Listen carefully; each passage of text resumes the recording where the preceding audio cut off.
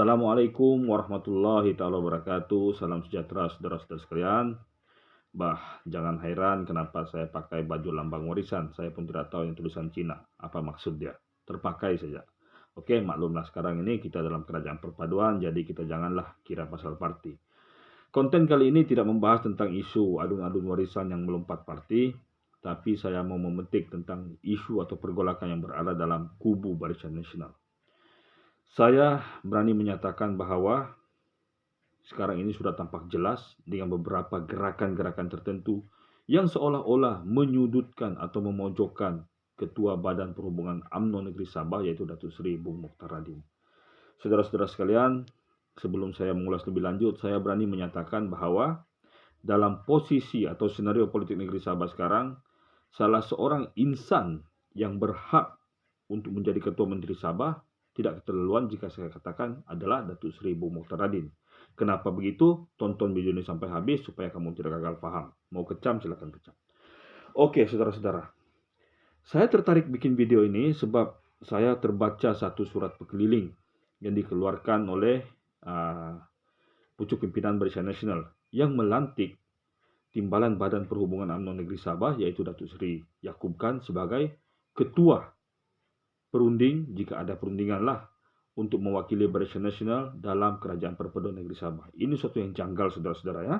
Ini suatu yang janggal yang semakin menunjukkan kepada kita bahwa Ketua Badan Perhubungan UMNO Sabah, Datuk Seri Mokhtar Radin, seolah-olah dipojokkan ataupun disudutkan. Selain itu, saudara-saudara, isu perlantikan 5 adun daripada UMNO, daripada Barisan Nasional, dengan salah seorang daripada mereka, yaitu Adun Tanjung Keramat, Datuk Insinyur Syahilmi Yahya, telah pun dilantik menjadi Timbalan Ketua Menteri Sabah, mengambil jawatan yang pernah disandang oleh Datuk Seri Bung Mokhtar Radin. Oke, jadi ramai yang mungkin menuduh bahwa Datuk Seri Bung Mokhtar Radin ini bersama-sama dengan Presiden Warisan, Datuk Seri Shafie Apdal, cuba mengganggu-gugat senario politik negeri Sabah apabila mereka cuba menarik sokongan, terutama Barisan Nasional yang ada dalam JRS menarik sokongan, maka mereka telah dicop sebagai orang yang mengganggu-gugat kestabilan politik negeri Sabah. Tapi kalau kita perhalusi, sebenarnya mereka berdua ada merit untuk melakukan hal berkenaan. Karena apa?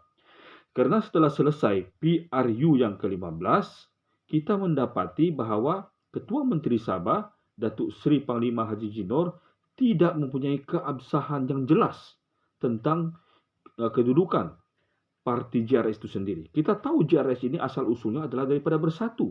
Tetapi Bersatu di peringkat nasional bukan sebahagian daripada Kerajaan Perpaduan. Tetapi atas kebijaksanaan, saya petik kebijaksanaan, Ketua Menteri kita, maka beliau berjaya mengubah posisi parti JRS ini menjadi sebuah parti seolah parti baru. Dan sekarang ini kita dengar ada Parti Gagasan Rakyat Sabah, PGRS.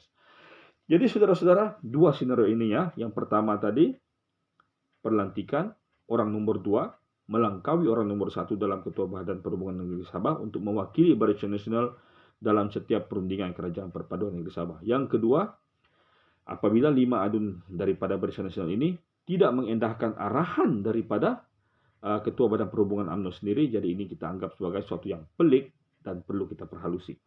Oke, jadi saya tadi di awal video ada menyatakan bahwa Datuk Seri Bung Mokhtar Radin sangat berhak untuk menduduki kursi teratas. Kenapa begitu? Kita tidak dapat lari dari melihat fakta tentang apa yang berlaku semasa PRN Negeri Sabah yang ke-15. Kita maklum, PRN Negeri Sabah diadakan karena kerajaan warisan di bawah pimpinan Datuk Seri Shafie Apdal mencium bau lompatan yang ganas pada ketika itu.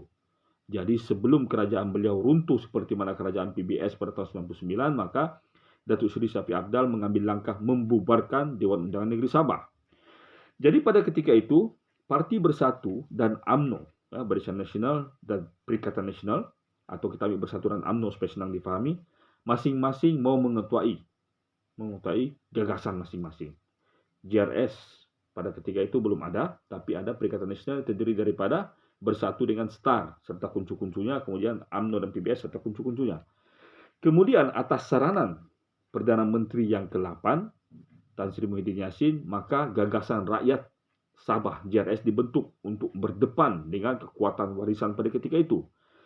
Tetapi secara pribadi saudara-saudara, kalau kita lihat karisma di antara Datuk Seri Bung Mokhtar Radin dengan Datuk Seri Panglima Haji Jinor, untuk mengalahkan Datuk Seri Shafie Apdal pada masa itu, kekuatan yang ada sebenarnya lebih pada Barisan Nasional, bukan pada Bersatu.